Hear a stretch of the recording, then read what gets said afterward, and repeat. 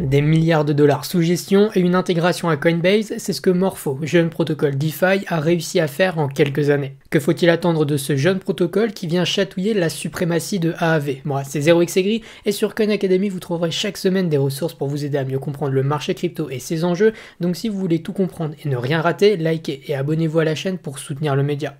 On va reprendre un peu l'histoire et la place actuelle de Morpho dans le paysage de la DeFi actuelle et les comparer au reste de la DeFi. Déjà, on doit reprendre ensemble les grandes lignes de Morpho. Morpho, c'est un protocole DeFi de prêt et d'emprunt qui vise à optimiser les rendements et réduire les coûts pour toutes les personnes qui participent. Les prêteurs déposent leurs fonds pour obtenir des intérêts et les emprunteurs accèdent à ces fonds en déposant des garanties au préalable. Le problème le plus important dans les protocoles actuels vient du fait que le système traditionnel en DeFi fonctionne avec des pools. Que ce soit AAV ou Compound, on est dans un système dit peer-to-pool, dans le sens où vous allez mettre en commun vos cryptos avec les autres personnes dans une grande marmite. Sauf que ce modèle pose un problème, le fait qu'il y ait une différence de taux entre l'offre et l'emprunt. Par exemple, vous voulez prêter du DAI, AAV va vous donner un rendement de 3,5% quand vous les déposez, et les emprunteurs vont payer 7%. Et ce que Morpho vise à faire maintenant, c'est de réduire l'écart pour les prêteurs et les emprunteurs afin de trouver un taux unique. De cette manière, les prêteurs prêtent à un taux plus élevé, disons 5%, et les emprunteurs empruntent à un taux plus bas également. Tout le monde est donc content. Et pour ça, Morpho va mettre en relation directe les emprunteurs et les fournisseurs de liquidités. Il faut voir Morpho comme un grand registre où chaque partie est connectée de manière individuelle dans un registre. Quand vous allez prêter, Morpho va directement vous lier à l'emprunteur qui peut prendre le plus de liquidités que vous voulez fournir. Et s'il ne peut pas tout prendre, on ira voir le deuxième meilleur, etc.,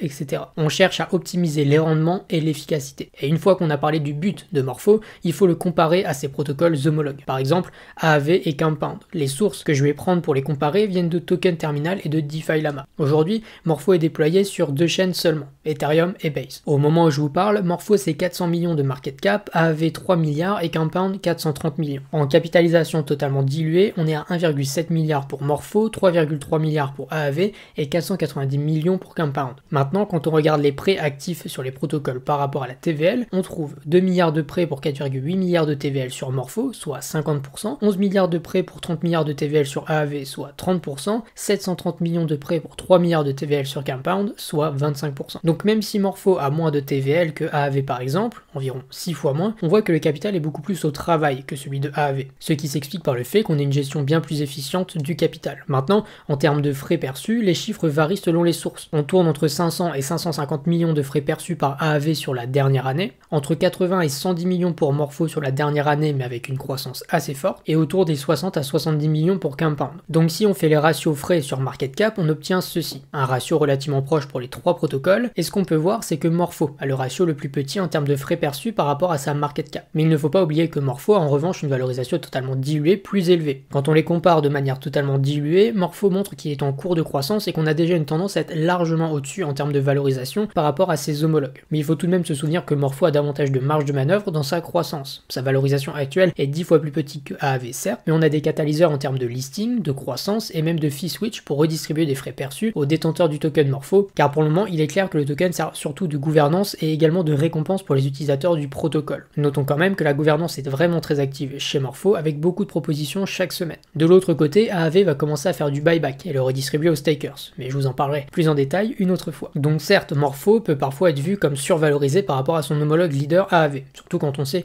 que beaucoup de tokens seront libérés jusqu'à la fin de l'année et qu'il faut donc des catalyseurs pour soutenir la croissance du protocole. Et pour ça, il faut plonger la tête dans le forum de gouvernance pour aller chercher des informations croustillantes. Le premier point des plus importants, c'est le fait qu'on va avoir un développement cross-chain qui va arriver très très vite. Et j'en veux pour preuve la proposition de gouvernance 88. Le but de cette proposition qui a été acceptée, c'est de gagner en efficacité pour déployer Morpho sur plusieurs chaînes. La team de Morpho est concentrée sur le fait de déployer les smart contracts sur toutes les chaînes et elle essaye d'incentiver des acteurs tiers à créer des interfaces pour que les utilisateurs puissent utiliser le protocole sur n'importe quelle chaîne. Dans le cas de Morpho, c'est l'entreprise Oku qui est chargée de le faire, avec un objectif de 100 millions de TVL sur les réseaux que Oku mettra en place. Donc ça c'est pour la partie des interfaces, mais Morpho a déjà commencé à déployer les smart contracts sur beaucoup de réseaux différents. Et ça fait partie de la proposition 87 qui visait à développer un framework cross-chain. L'équipe de Morpho déploie le code sur plein de chaînes différentes, majoritairement des chaînes EVM, ce qui laisse libre cours à des équipes pour utiliser les contrats intelligents déployés et aller chercher des grants sur chaque chaîne où les contrats sont déployés. Ça fait partie de la vision de Morpho, créer un protocole qui est totalement permissionless. Vous pouvez prendre les contrats déployés par Morpho et ensuite créer par-dessus votre propre front-end pour accueillir du capital. À l'heure actuelle, nous avons vu un déploiement sur des chaînes comme Ink, Polygon, Arbitrum, Scroll, Optimism, Sonic Mode, Unichain et beaucoup beaucoup d'autres. Et pour continuer à se développer en quantité, Morpho collabore également avec Moonwell, un autre protocole implémenté sur Base. Le but de cette collaboration, c'est de déployer des votes grâce au code de Morpho sur des chaînes comme Unichain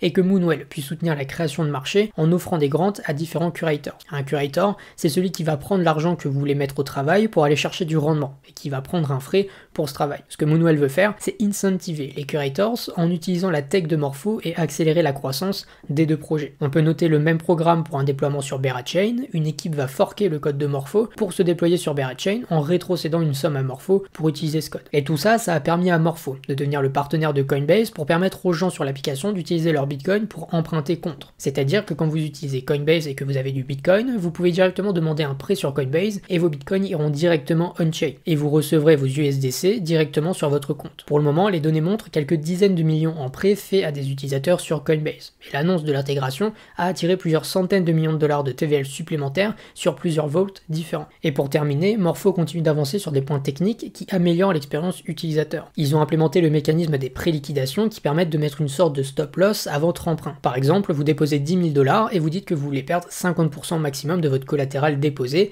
si jamais il perd en valeur. Cette fonctionnalité, elle est vraiment unique en DeFi et elle permet à chacun de gérer son risque de manière intelligente. Morpho est devenu le premier protocole en termes d'emprunt actif sur Base par la même occasion. Et dans une interview qu'ils ont donnée à Bankless, on a eu une vision plus précise de ce qu'ils veulent créer. Pour faire simple, ils se voient comme un protocole entièrement permissionless. Chaque vote peut être déployé par tout le monde, que ce soit en utilisant OnChainKit ou en forquant de manière permissionless les votes déjà existants, tout est possible. L'intégration de Coinbase sur Morpho est également open source et permissionless, donc il serait possible de voir d'autres exchanges faire la même chose et utiliser Morpho de manière permissionless. Morpho veut être vu comme l'infrastructure pour la DeFi. Morpho veut être la stack où chaque intervenant peut détenir son intégration. Aucun besoin de faire confiance à la plateforme, tout est permissionless et parfaitement ouvert à tous. Et je pense qu'avec tout ça, il est temps de conclure.